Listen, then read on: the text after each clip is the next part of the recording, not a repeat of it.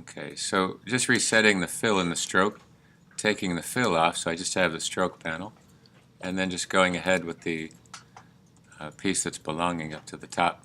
So that's going to give me an outline, and again, you don't really want to have an outline for the piece, so I can always come back through and grab a tint of this and just hide the stroke for now, because I don't necessarily need it for this simple beginning part. So as I draw this triangle, there it is. If I select this, I just go to Effect, 3D, and hit Revolve.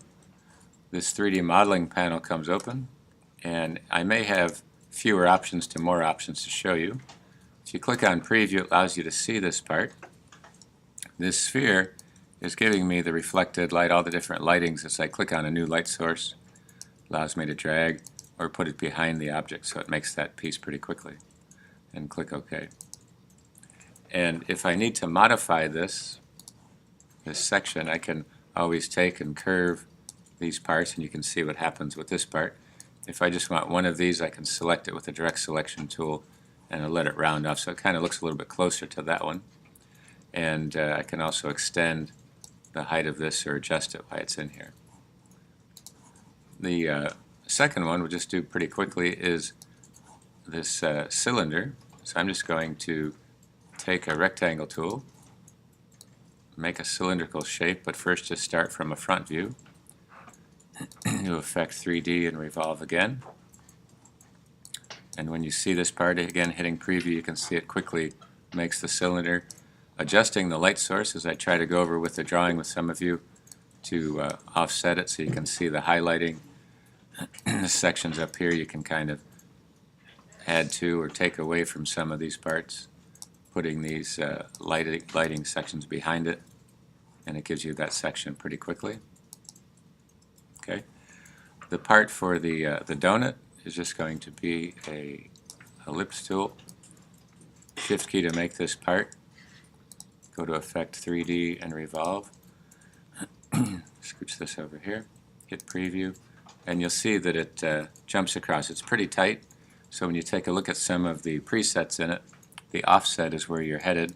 When you click, lets you adjust it to make it either dragging it or using the arrow key to adjust the pointer, just typing in the number to get where you're located for it.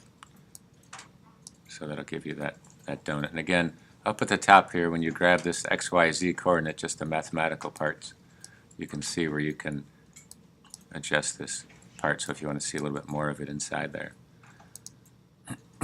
Now if you ever want to go back into this, like I just clicked out of it, the Appearance panel brings this open, and when you open up this window you can see the 3D Revolve, and it toggles you right back into this section.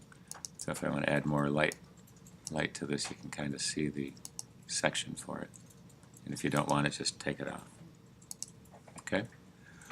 And the sphere part right here, just take a circle, just hold the Shift key, then take a rectangle tool and take off half of it, so just overlap it halfway. Select both of them, use the Pathfinder. It froze. Okay. Okay, hold on a second. Use the Pathfinder here. I'll see if I can do it halfway through here. Divide it in half and then go to Effect 3D and revolve this around. Hit Preview, and the sphere is pretty well shown up there. Okay, and the last one is just the rectangle tool. Hold the Shift key to make the square, only this time Effect 3D is going to be Extrude.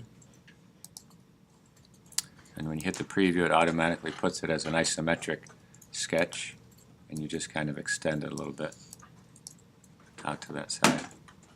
And again, showing you the light source, kind of really bringing it up to the idea of the drawing that we've been doing to show that final piece.